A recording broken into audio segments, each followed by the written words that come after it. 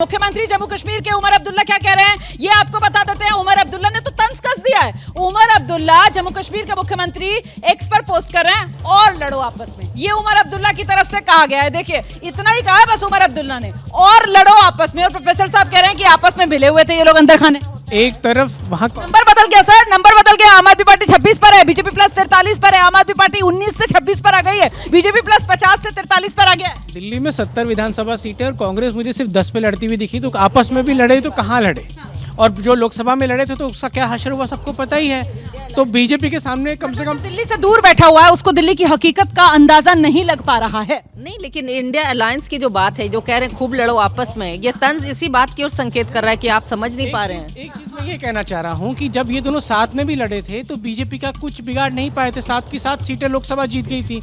और एक चीज यहाँ पर यह है कि कम से कम आम आदमी पार्टी फाइट देते हुए तो दिख रही है यहाँ पे, कांग्रेस तो वो भी नहीं दिख रही। तो साथ में भी लड़ लेते तो कुछ ज्यादा तस्वीर में बदलाव होता दिखता नहीं रहा। और नहीं भूलना चाहिए कि दिल्ली की अगर बात की जाए तो लोकसभा और विधानसभा यहाँ पर मतदाता का मिजाज लगातार बदलता रहा। 2013 में कुछ और, 2014 में कुछ और, 2015 विधानसभा में कुछ और, उसके बाद 2019 लोकसभा में कुछ और, 2020 विधानसभा में कुछ और उसके बाद 2024 लोकसभा में कुछ और, अब 2025 विधानसभा की बारी है। प्रोफेसर साहब माने जी देखिए, थोड़ा सीरियस एनालिसिस करते हैं, और वो ये है कि अगर आप देखिए तो बीजेपी के पास अपना एक 35 से 40% का एक अपना वोट बैंक है जो दिल्ली में है, और वो लगातार बना हुआ है। समस्या ये आती थी जो कांग्रेस का अपना वोट बैंक था, जो मिला जुला एक वोट स्वरूप होता है कई दलों का, कई जातियों का, कई प्रजातियों का, वो आम आदमी पार्टी के पास चला गया।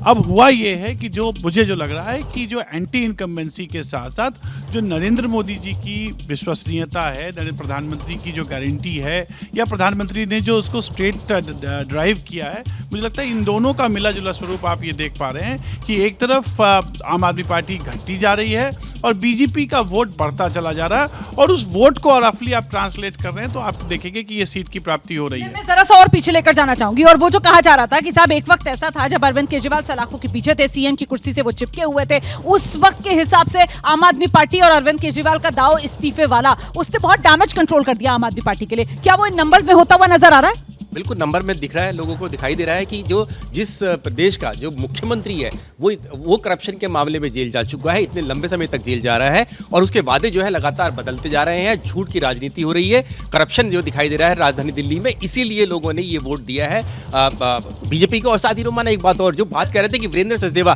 दरअसल ये जो चुनाव है ये बीजेपी के साथ साथ संगठन ने भी चुनाव लड़ा है। आरएसएस के साथ जितनी भी रणनीति बनाई गई वो भारतीय जनता पार्टी की जो लोकल इकाईज हैं उन्होंने बनकर बनाई है, इसीलिए वीरेंद्र सचदेवा को देखा हमने सबसे पहले आके।